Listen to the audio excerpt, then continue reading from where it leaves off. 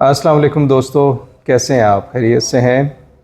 आज एक बड़े ही एक्साइटिंग इंटरव्यू के साथ आपकी खिदमत में मैं हाज़िर हूँ। हमारे एक बड़े अच्छे स्टूडेंट हैं, इनका नाम है फ़याज़। फ़याज़ बेसिकली डॉक्टर मंज़र सुहेल के एमएस के स्टूडेंट थे और मुझे पता चला है कि इनका जो कैरियर है यहाँ पर वो एसएनएस में, और वो और भी हम बात करेंगे, वो बड़ा अच्छा रहा। तो इनसे हम कुछ ऐसी बातें करते हैं, इनसे सीखते हैं कि इन्होंने कैसे पढ़ा, और उस पर हम आज बात करते हैं। तो फ़याज़, कैसे हैं आप? जी अल्हम्दुलिल्लाह। तो फ़याज़, मैं यहाँ से शुरू करता हूँ कि आपका ताल्लुक़ कहाँ से है पहले? बेसिकली मेरा ताल्लुक बूरेवाला से है, जो बिहाड़ी की एक तहसील है, ये सौदर्न पंजाब का पार्ट है। तो वहाँ से मैं ये प्री एजुकेशन है मेरी, प्राइमरी, या वो भी मेरे अपने गांव से ही है, वो भी बूरेवाला से ही है। अच्छा, तो एफएससी में कौन से सब्जेक्ट थे आपके? एफएससी में मेरा प्री मेडिकल सब्जेक्ट थे बायोलॉजी, फिजिक्स और केमिस्ट्री। अच्छा, और एफएससी में आपके मार्क्स कितने थे? एफएससी में मेरे मार्क्स काफ़ी कम थे, 731 मार्क्स थे ना। वो एक्चुअली ऐसे हुआ कि मैं ये पढ़ने का बहुत शौक था, लेकिन मुझे पढ़ने का पता नहीं था क्या पढ़ना है। तो मैं बस ऐसे बुक्स, न्यूज़ आर्टिकल्स, इधर उधर की सारी चीज़ें पढ़ता था। पढ़ने में टाइम बहुत लगाता था, लेकिन जो ओरिएंटेशन थी उसमें थोड़ा सा फ्लो था। तो एफएससी में मैंने कम्प्लीटली, यानी कि ऑलमोस्ट फेलियर पे था, 731 मार्क्स। और बायोलॉजी में मेरे फर्स्ट ईयर में 34 मार्क्स आए, यानी कि फेल होते होते बचा मैंने। अच्छा, लेकिन चलें, अभी आप बता रहे थे मुझे कि आप एफएससी में वाहिद स्टूडेंट हैं अपने गांव में जिन्होंने एफएससी की है। ऐसी कुछ बात बता रहे थे, काइंडली ज़रा बताइएगा वो। यानी कि जो अपनी पूरी फैमिली में, गांव में मेरे चंद एक स्टूडेंट्स थे जिन्होंने एफएससी की, और अपनी पूरी फैमिली का मैं वाहिद पर्सन हूँ जिसने एफएससी में एडमिशन लिया या एफएससी कंप्लीट की और बीएस किया और एमएस किया। ये तो मतलब अभी हमारी फैमिली में नापेद चीज़ें हैं। अच्छा अच्छा अच्छा, तो इसकी क्या वजह है? वहाँ कोई माहौल इस किस्म का है? माहौल मतलब वहाँ पे थोड़ी सी मेंटालिटी इस तरह की है कि बच्चों को मोस्टली तो ये है कि दुबई, यूएई ऐसे ही सीएनसी बनने लगता है, तो उसको भेज देते हैं, शादी करते हैं, और they think that is the life. But बच्चा थोड़ा सा बड़ा हुआ है, उसे थोड़ा सा कमाने पे लगाओ और शादी कर दो। अच्छा, तो एफएससी में आपके मार्क्स कम आए, तो फिर आपने कहाँ अप्लाई किया था? मुझे हमारे गांव में उस वक्त तो कोई इंटरनेट नहीं सही तरीके से आता था, अभी भी खैर सही नहीं आता, लेकिन मुझे इंटरनेट का तो यूज़ का उस वक्त कुछ पता ही नहीं था। कुछ न्यूज़पेपर में मैंने पढ़ा कि मिनहाज यूनिवर्सिटी और यूएमटी में एडमिशन ओपन है, तो मैंने बूरेवाला से बस ली, और मुझे ये भी नहीं पता था कि ऑनलाइन भी कोई सिस्टम होता है। मैं लाहौर पहुँच गया, वहाँ यूएमटी में जाके मैंने उन्हें कहा कि मैंने दाखिला लेना है। तो वो मेरी तरफ देख रहे हैं कि भाई फॉर्म तो ऑनलाइन फिल होता है। तो मैंने कहा कोई हार्ड फॉर्म ही नहीं है। उन्होंने कोई बात की, तो बाद में उन्होंने कहा वहाँ हार्ड फॉर्म में मुझे फॉर्म दे दिया, तो मैंने उधर अप्लाई किया, तो वहीं मेरा एडमिशन हो गया। ना मुझे ज़्यादा यूनिवर्सिटीज़ का पता था कि पाकिस्तान में और भी यूनिवर्सिटीज़ होती हैं, तो बस ये न्यूज़पेपर का ही मुझे शौक था, उसमें 2 की एडवर्टाइजमेंट देखी, तो वहीं पे एडमिशन ले लिया। तो यूएमटी में आपने एडमिशन लिया? जी। और बीएस में 4 इयर्स? जी, बीएस केमिस्ट्री 4 इयर्स यूएमटी से आपने पढ़ा। तो नस्ट का बिल्कुल पता नहीं था? नस्ट का बीएस में मुझे नस्ट का, लम्स का, ये पाकिस्तान में बहुत ज़्यादा अदारे हैं। अभी तो मुझे पता चल गया, लेकिन उस वक्त तो मुझे पता नहीं था कि ये भी इदारे हैं। ये तो इंटरनेट का दौर है, वैसे ऐसा हो सकता है कि ना पता हो ये। हाँ, पता नहीं, मैंने चीज़ें मतलब सर्च नहीं की, या उस वक्त गांव में मोस्टली थे, तो गांव में तो उस वक्त 2G था, एक पिक्चर डाउनलोड करते थे, तो वो भी तकरीबन कोई 1-1.5 मिनट ले लेती थी। तो अच्छा। बस यूनिवर्सिटीज़ का तो इतना ख्याल ही नहीं था कि ये भी सर्च की जा सकती हैं। ठीक है, तो ये बताइए कि यूएमटी में फिर आपका एक्सपीरियंस कैसा रहा? यूएमटी बहुत अच्छा अदारा है, फैकल्टी उनकी माशाल्लाह से बहुत अच्छी है। फैसिलिटीज़ बैचलर स्टडीज़ के लिए टॉप नाच उनकी फैसिलिटीज़ हैं, और इसके अलावा वहाँ पे माहौल कम्पैक्ट कैंपस है, और बहुत ही I think extremely joyful journey है to having a bachelor degree from UMT ना। अच्छा। तो मुझे बहुत अच्छा लगा वहाँ। ठीक है, और अभी आप बता रहे थे कि आपका गोल्ड मेडल है यूएमटी से बीएस केमिस्ट्री में। गोल्ड मेडल मतलब ऐसे ही आ गया कि मैंने जब एफएससी में पढ़ा तो मैंने इधर उधर की चीज़ें पढ़ी, तो मतलब बाद में मुझे लगा कि मैंने तो बिल्कुल ऑलमोस्ट फेलियर पे पहुंच गया हूँ। तो फिर मैंने कहा अब ना केमिस्ट्री पढ़नी है, केमिस्ट्री में एडमिशन लिया, तो फिर केमिस्ट्री ऐसी पढ़ी ना कि बस पढ़ दी फिर। तो ऑलमोस्ट यूजली मोस्टली कोर्सेज में ऐसा होता है कि मेरे दूसरे लोगों से तो कोई 20-30 मार्क्स ऊपर चले जाते हैं, जो सेकंड हाईएस्ट होते हैं उससे। तो ऐसी केमिस्ट्री पढ़ी फिर। यानी एफएससी में मार्क्स कम आने की वजह से जब आपको लगा कि आप बहुत पीछे रह गए हैं, तो आपने बीएस में काफ़ी मेहनत की? या उससे मैंने बस कहा कि अब केमिस्ट्री पढ़नी है, अब जो चीज़ें पढ़ने वाली हैं वही पढ़नी है, बाकी किताबें बाद में। यानी अच्छी बात है, फेलियर अगर हो तो फिर आप आगे बढ़ते हैं। या तो अभी आप बता रहे थे इंटरव्यू से पहले जब मैं आपसे बात कर रहा था कि आपने कोई प्राइस वगैरह बीएस में लिया है, उसके हवाले से बताइएगा। यूएमटी में ऐसे था कि जो हाईएस्ट यूनिवर्सिटी के पूरे कैंपस के हाईएस्ट सीजीपीए अचीवर्स होते थे उन्हें हर सेमेस्टर में रेक्टर्स और डीन अवार्ड्स दिए जाते थे ना।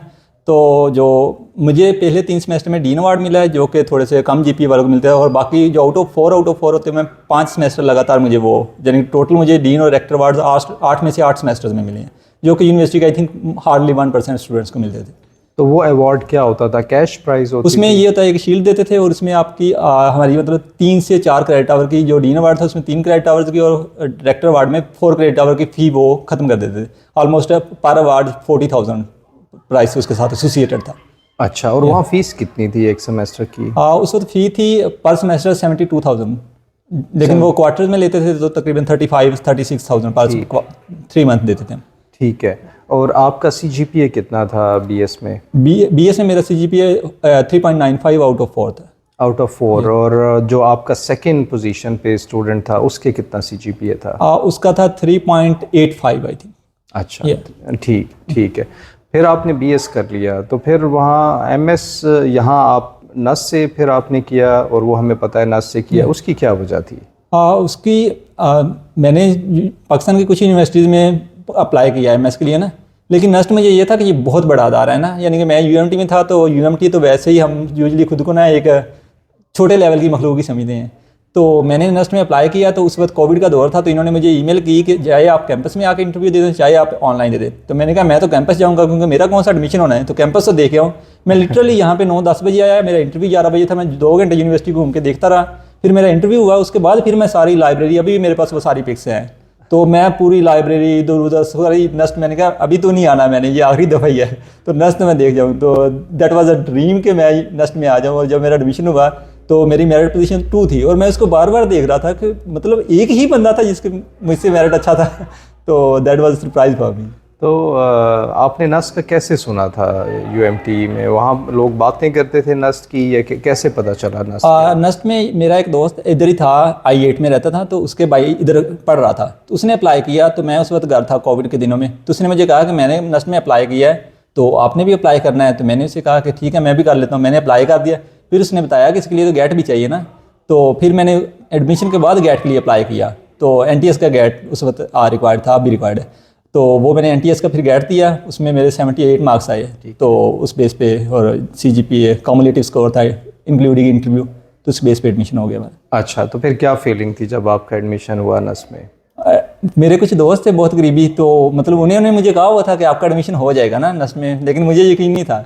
तो जब एडमिशन हुआ तो मैंने वो स्क्रीनशॉट लेके जब उन्हें शेयर किया, तो वो भी बहुत ही ज़्यादा खुश थे, मैं भी बहुत ज़्यादा खुश था, और यानी कि मुझे ऐसा था कि जैसे ये कोई ड्रीम है ना, यानी कि यकीन नहीं आ रहा था एडमिशन हो गया। अच्छा, फिर एमएस आप आ गए यहाँ एमएस केमिस्ट्री में, और कोर्स वर्क आपने किया, तो कोर्स वर्क का आप थोड़ा सा बताएं कि कैसा एक्सपीरियंस रहा, और आपका सीजीपीए कोर्स वर्क का कितना था? बाद का जो फाइनल सीजीपीए वो हम बाद में बात कर लेते हैं।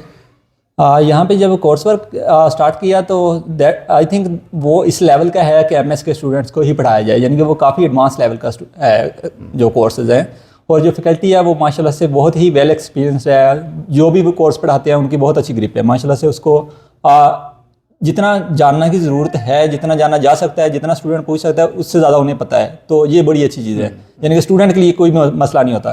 तो इसके अलावा फैकल्टी बहुत ज़्यादा इंटरेक्टिव है, स्टूडेंट्स की अप्रोच में है, students can easily reach their office, even कोई टीचर जा रहा है तो हम उसे रास्ते में भी कोई क्वेश्चन पूछ लेते तो वो बड़े हैप्पीली उसको आंसर करते थे।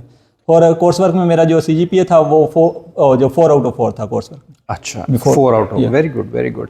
तो मैं ये पूछना चाह रहा था कि आपने बीएस यूएमटी से किया, फिर एमएस यहाँ से किया, कोई गैप तो नहीं लगा आपको उस दौरान? कोई डेफिशिएंसी आप महसूस करते थे कि मैं यहाँ आ गया हूँ तो बीएस में कुछ कमी रह गई हो, बीएस केमिस्ट्री पढ़ के मैं यहाँ आया हूँ तो कुछ कमी रह गई हो, ऐसा कुछ महसूस हुआ था आपको कि कोर्सेज का फ़र्क है या नहीं? नहीं, बीएस में जो कोर्सेज पढ़े थे वो मतलब मुझे लग रहा था कि वो वाकई उस लेवल के थे, और यहाँ पे आके समटाइम स्टूडेंट्स अगले लेवल पे चले जाते हैं, उन्हें लगता है कि हमें तो वही चीज़ें पढ़ाई जा रही है। जैसे एफएससी के कुछ स्टूडेंट्स आते हैं तो उन्हें बाद में लगता है कि हमें तो वही चीज़ें पढ़ाई जा रही हैं। बीएस एमएस में जब मैं इधर आया तो मुझे ऐसा फील नहीं हुआ, क्योंकि यहाँ पे वाकई कोर्सेज चीज़ें एडवांस लेवल की थी। नहीं, हम ये देखते हैं जैसे मैथमेटिक्स में ना आमतौर पे कि जो स्टूडेंट आते हैं बीएस करके दूसरी यूनिवर्सिटी से, तो उन्हें थोड़ा सा फ़र्क लगता है उसमें जो एमएस के कोर्सेज़ हैं। फ़र्क से मुराद के वो थोड़ा सा एडवांस महसूस करते हैं। हमारा अपना जो स्टूडेंट है बीएस जिसने मैथमेटिक्स यहाँ से पढ़ा हो, वो जब एमएस मैथमेटिक्स में आता है तो वो कंफर्टेबल होता है उन कोर्सेज़ के साथ। ऐसा तो आपको महसूस नहीं हुआ? जो बीएस वाले कोर्सेज थे उससे मुझे हेल्प ज़रूर मिली है कि एमएस के कोर्सेज को मैं समझ सकूं, लेकिन ऐसा नहीं था कि उन डेफिनेटली वो चीज़ें जो आपकी बेसिक होती हैं उससे आपको एडवांस लर्निंग में हेल्प मिलती है, लेकिन ऐसा नहीं था कि मैं कहूँ कि वही चीज़ें थी जो इधर मुझे पढ़ाई गई, ऐसा नहीं था। इंटायरली डिफरेंट टॉपिक्स थे, डिफरेंट चीज़ें थी, डिफरेंट कंसेप्ट थे, डिफरेंट ही उसके लॉज जो भी थीरीज हमने डिस्कस की, इंटायरली डिफरेंट चीज़ें थी, और वो इस लेवल की ही थी जिस लेवल पे हमें पढ़ाई गई। सही है। इसके बाद आपने रिसर्च फिर शुरू की, और रिसर्च के लिए आपने किसके साथ रिसर्च की फिर? जब रिसर्च मैंने शुरू की तो यूजुअली स्टूडेंट्स को होता है कि इधर उधर से पूछते हैं। मैंने भी जब पूछा तो वन एंड ओनली नेम जो आ रहा था वो डॉक्टर बंजा था। तो मैंने सर को अप्रोच किया तो sir was happy, but sir ने कहा कि ये CGPA बेस्ड सिलेक्शन होती ना, तो CGPA बेस भी मेरी हो जानी थी क्योंकि हाईएस्ट CGPA था। तो बाद में फॉर्चुनेटली सर मंजर के पास सिलेक्शन हो गई, और बाद में रिसर्च का जो जर्नी था दैट वाज आल्सो मेरी। अच्छा, तो CGPA आपका 4 था, तो जो सेकंड पोजीशन पे थे स्टूडेंट या जो भी थे वो उनका क्या CGPA था? हमारे क्लास में 2 स्टूडेंट्स का CGPA 4 आउट ऑफ 4 था, और तो थर्ड स्टूडेंट का नहीं, आई डोंट नो। अच्छा, ठीक है। तो रिसर्च फिर आपने कंप्लीट कर ली, तो रिसर्च आपकी थोड़ा सा ब्रीफली बताएंगे वो रिसर्च क्या थी? थोड़ा सा हमें ऑडियंस देखने वाले जो समझ सकते हैं इसको उनके। मैंने रिसर्च 2 टॉपिक्स पे की थी। एक था मेम्ब्रेन्स की फैब्रिकेशन मॉडिफिकेशन करनी थी, सरफेस मॉडिफिकेशन, जो कि ऑयल वाटर सेपरेशन के लिए थी, वो अभी पेपर पब्लिश नहीं हुआ। और दूसरा मैंने टेक्सटाइल इंडस्ट्रीज वाटर की रिमीडिएशन के लिए फोटो कैटलिस्ट बनाया था, और वो जो वर्क है वो पब्लिश्ड है, और बड़े अच्छे सर मंजर की हेल्प से वो 8.4 इम्पैक्ट फैक्टर वाले जर्नल में पब्लिश हो गया माशाल्लाह। अच्छा, बहुत अच्छी बात है। फिर आप BS में टॉपर थे, MS में आपका यहाँ पर एक पेपर भी आ गया, और CGPA भी अच्छा था आपका, तो फिर आपने क्या सोचा कहाँ जाना है? मैंने PhD के लिए तो यही सोचा था कि मैंने बाहर से ही करनी है, ठीक है। लेकिन मैंने काफ़ी जगह पे अप्रोच किया, तकरीबन I think more than 30 countries में मैंने अभी तक अप्लाई कर चुका हूँ। और जिसमें से 15 to 16 कंट्रीज़ में 40-50 यूनिवर्सिटीज़ में हेल्थ दी अभी इंटरव्यूज़, और इन प्रोसेस है चीज़ें। काफ़ी अच्छा रिस्पॉन्स है ग्लोबली। अच्छा, 30 से 40 यूनिवर्सिटीज़ में आपने अप्लाई किया, विच इज़ वेरी गुड। आप जो स्टूडेंट हैं वो आम तौर पे तो 5 यूनिवर्सिटीज़ में अप्लाई करते हैं और हिम्मत हार जाते हैं जब उन्हें कोई ऑफ़र ना आए, तो वेरी गुड। तो फिर आप अभी आप क्या करना चाह रहे हैं आगे? आगे PhD का प्लान है, उसके लिए मेरा अल्हम्दुलिल्लाह एडमिशन भी हो गया है मोनाश ऑस्ट्रेलिया में, एंड कमेंसमेंट डेट इज़ 13 मार्च। उसके लिए वीज़ा एप्लीकेशन वगैरह की है। उससे पहले मेरी एक इंटर्नशिप है ताइवान में। अच्छा, that is beginning from the 29th of this month November, and that is a 90-day programme. अच्छा, इंटर्नशिप पे अभी आप जा रहे हैं और 90 डेज़ यानी 3 माह के लिए, कब जा रहे हैं? ये 29 नवंबर को। 29 नवंबर को। और इस इंटर्नशिप का बताएं, ये हमने तो नहीं सुना वैसे कभी, ये क्या है? हाँ, ये एक ताइवान की NSTC है, national Science and Technology council, तो वो इसको फंड करती है। ये हर साल मार्च टू मार्च साइकिल होता है, तो इसमें वो 300 स्टूडेंट्स पूरी दुनिया से सिलेक्ट करते हैं ग्लोबली। तो इसमें ये होता है कि जो ताइवान की जो National Science and Technology Council है वो सिर्फ फंडिंग प्रोवाइड करती है। Otherwise you have to approach a PI from a particular university that has a similar research to you. So जब आप अप्रोच कर लेते हैं तो फिर जो कौंसल है वो एग्री करती है कि that will be going to provide the funding for that internship programme. So इसके लिए ये होता है कि जब वो एग्री कर देते हैं प्रोफेसर भी, उसके लिए आपको वो इंटरव्यू भी ले लेते हैं और बाकी जो चीज़ें फॉर्मेलिटीज़ होती हैं वो सारी, उसके बाद वो आपका प्रॉपर प्रोसेस स्टार्ट होता है, जिसमें और जो आपका IIPP एक प्रोग्राम है, इंटरनेशनल इंटर्न पायलट प्रोजेक्ट, तो इसके तहत वो आपकी हायरिंग हो जाती है। सही, कितनी अमाउंट पे कर रहे हैं वो? इसमें ये पाकिस्तानी में तकरीबन पाकिस्तानी रुपीज़ में ये 1 मिलियन से ज़्यादा है 3 मंथ के प्रोग्राम की ना। 3 मंथ के प्रोग्राम की 10 लाख से ज़्यादा है, तो ये बड़ी अच्छी अमाउंट है। या बहुत अच्छी अमाउंट है। ये वीज़ा तकरीबन आपको इसमें जो टोटल कॉस्ट है आपकी लिविंग, वीज़ा, ट्रैवलिंग, ये 0.4 मिलियन के आसपास आती है। तो एक हैंडसम अर्निंग भी है, एक इंजॉयफुल जर्नी भी है और बहुत हेल्दी एक्सपीरियंस है। ताइवान को एक्सप्लोर करते हो, वहाँ पे आप एक यूनिवर्सिटीज़ में जाते हो, बहुत अच्छी रिसर्चेज हो रही हैं, तो बहुत अच्छा है ये प्रोग्राम। तो आपका एडमिशन तो आपने जैसे बताया मोनाश में हो गया था, तो इसका आइडिया कैसे आया इंटर्नशिप का? इंटर्नशिप का ये बस यूजली मैंने पहले भी 1-2 इंटर्नशिप्स के लिए अप्लाई किया था। OIST प्रोग्राम होता है जापान का, और एक ऑस्ट्रिया की इंटर्नशिप है। तो मैंने मुझे काफ़ी देर से मैं सोच रहा था कि एक शॉर्ट टर्म में ना किसी कंट्री में विजिट भी हो जाएगा, एक्सपीरियंस भी हो जाएगा और थोड़ा सा लर्निंग भी हो जाएगी। तो मैंने काफ़ी जगह अप्लाई किया था। ये भी जैसे मैंने देखा, इसको फेसबुक से मैंने इसकी देखी थी एडवर्टाइजमेंट ना, तो वहाँ से मैंने फिर अप्लाई किया। तो आगे मुझे फिर जैसे मैं उसको डिग डीप करता गया तो चीज़ें पता चलती गई कि यहाँ प्रोफेसर को रीच करना है और आगे ऐसे करना है। ठीक है, अब थोड़ा सा हम बात कर लेते हैं मोनाश में आपका जो एडमिशन हुआ है। स्टूडेंट आके हमसे भी पूछते हैं, आपका तो फर्स्ट हैंड एक्सपीरियंस है, तो कैसे आप अप्रोच करते हैं स्टूडेंट को, सुपरवाइज़र को, प्रोफेसर को? क्या ईमेल लिखते हैं? ईमेल में क्या अटैचमेंट्स होनी चाहिए, सो ऑन? ये थोड़ा सा बताइए प्रोसेस होता है। इसमें जो अगर आपने ऑस्ट्रेलिया या कितने भी यूरोपियन कंट्रीज़ हैं, इनमें अगर एडमिशन लेना तो प्रोफेसर की कंसेंट बहुत ज़रूरी है। और उसके लिए एक प्रॉपर सी ईमेल हो, शॉर्ट एंड स्वीट, जिसमें आप अपना थोड़ा सा अपने अच्छे जो फैक्ट्स हैं, क्रीडेंशियल्स हैं, लाइक CGPAs, IELTS स्कोर्स हैं, और अपने जो पब्लिकेशन है उनको थोड़ा सा हाईलाइट कर दें, अपनी रिसर्च इंटरेस्ट को कर दें। और पर्टिकुलरली अगर आप किसी प्रोफेसर में बहुत ज़्यादा इंटरेस्टेड हैं तो उसका पेपर भी कोई या उसकी रिसर्च पढ़ के उसको अपने रिसर्च से रिलेट करें। और तकरीबन 250 वर्ड्स, 300 वर्ड से ऊपर ना हो ये ईमेल ना। इस ईमेल में आप जस्ट CV अटैच करें, 2 पेजेस CV होनी चाहिए, और ईमेल कर दें। और ईमेल आपको मतलब ऐसे नहीं है कि रैंडमली ईमेल्स करते रहें, प्रोफेसर ढूंढें जो आपके रिसर्च से मैच करते हैं, उन्हें ही अप्रोच करें। अदरवाइज़ उनके लिए भी प्रॉब्लम है, आपको ईमेल नहीं आएगी, आप भी डिप्रेस होंगे। तो बेसिक प्रोसेस तो ये है। इसके बाद जब प्रोफेसर आपको कंसेंट दे देते हैं तो उसके बाद ये होता है कि वो आपको इन्विटेशन भेजता है। ऑस्ट्रेलिया में जो सिस्टम है उसमें आपने उसकी इन्विटेशन लेटर के साथ आपने यूनिवर्सिटी में अप्लाई करना होता है, स्कॉलरशिप पे भी, एडमिशन के भी।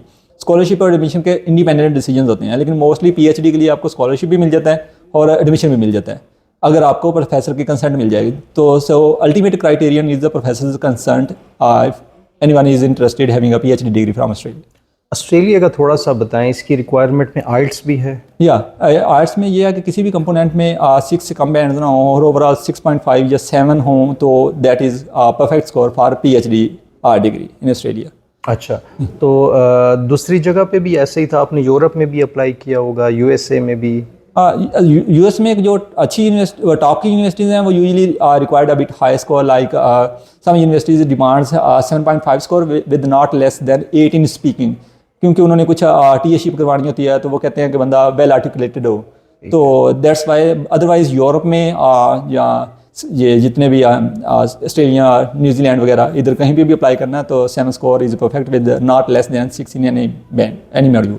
तो आपने मोनाश का क्यों इंतखाब किया? आप मेरे ख्याल बता रहे थे कि आपको मुख्तलिफ यूनिवर्सिटी से ऑफ़र थी, तो मोनाश का क्यों इंतखाब किया आपने? इसके काफ़ी रीज़न हैं। ऑस्ट्रेलिया में भी बहुत सारे इदारे हैं जो मोनाश से अच्छी रैंकिंग में हैं, लेकिन जो मैंने तो केमिस्ट्री डिपार्टमेंट में जाना था ना, तो केमिस्ट्री डिपार्टमेंट की जब मैंने सर्च की तो मोनाश का department is one of the finest and excellent department in the Australia, and it is I think about among top 14 chemistry departments in the whole world. So that was one of the most key features that helped me to make this decision. And one more thing is the research environment is very conducive over there. Like the research facilities, their faculty is top-notch faculty in the world, I think. अच्छा, तो ये कब आप जा रहे हैं वहाँ पर? वो जो ऑस्ट्रेलिया वाली मेरी PhD की डिग्री की स्टार्ट डेट है वो 13 मार्च है, और जो इंटर्नशिप के एंड पे जो 1 मार्च है उसमें मेरी इंटर्नशिप एंड हो रही है, तो उसके बाद 13 डेज होंगे मेरे पास। तो वीज़ा आपने अप्लाई कर दिया? या वीज़ा वगैरह सारा अप्लाई कर मिल भी गया या अभी? नहीं, वीज़ा भी अंडर प्रोसेस। अच्छा, अंडर प्रोसेस है। ठीक है, हमारी बेस्ट विशेज़ आपके साथ हैं। आप बड़ा अच्छा लगा आपसे बात करके। इसके अलावा कोई और आप बात करना चाहें कि IELTS की तैयारी वगैरह के हवाले से कोई रिसोर्सेज आप बताइए? IELTS लोगों को बड़ा मसला होता है इसमें। हाँ, ये usually I think lame excuses होते हैं, लोग शायद हम खुद से झूठ बोलते रहते हैं कि मेरे पास पैसे नहीं है तो इसलिए मैं नहीं कर सकता। जो आज के ट्रेनर हैं मोस्टली वो पहले यूट्यूब से वीडियो देखते हैं और बाद में ट्रेन कर रहे होते हैं, तो उसमें से भी वो कुछ भूल जाते हैं। तो बेहतर है कि हम खुद ही यूट्यूब की वीडियो देखें और पूरा कंटेंट हमें मिल जाए ना। तो YouTube one of the best place for the IELTS preparation. Even some can get 9 out of 9 bands with the preparation from YouTube. So बहुत अच्छे वहाँ पे रिसोर्सेज हैं। इसके अलावा ऑनलाइन वेबसाइट्स हैं बहुत अच्छी अच्छी, तो वहाँ से प्रिपरेशन की जा सकती है और ऑनलाइन और रिसोर्सेज अवेलेबल है। अच्छा, यानी आपने ऑनलाइन ही देखा? जी सारी मैंने ऑनलाइन की थी और मेरे 7.5 बैंड्स आए थे, तो इवन 7.5 बैंड आया था। ठीक है, ठीक है। चलें, बड़ी खुशी हुई आपसे मिलकर और हमारी बेस्ट विशेज़ आपके साथ हैं कि ऑस्ट्रेलिया में आप नस का भी और UMT सब का नाम रोशन करें, अपने जो प्रोफेसर्स हैं उनका नाम रोशन करें। थैंक यू वेरी मच आपका टाइम देने का। तो ये थे फ़याज़, हमारे बड़े अच्छे स्टूडेंट, यहाँ पर MS इन्होंने यहाँ से किया और आपने जैसे सुना BS इन्होंने UMT से किया था। तो हमारी बेस्ट विशेज़ इनके साथ हैं। तो thank you very much for watching. Thank you so much. Okay, thank you very much. तो यहाँ पर मैं आपसे इजाज़त चाहता हूँ। अल्लाह हाफ़िज़।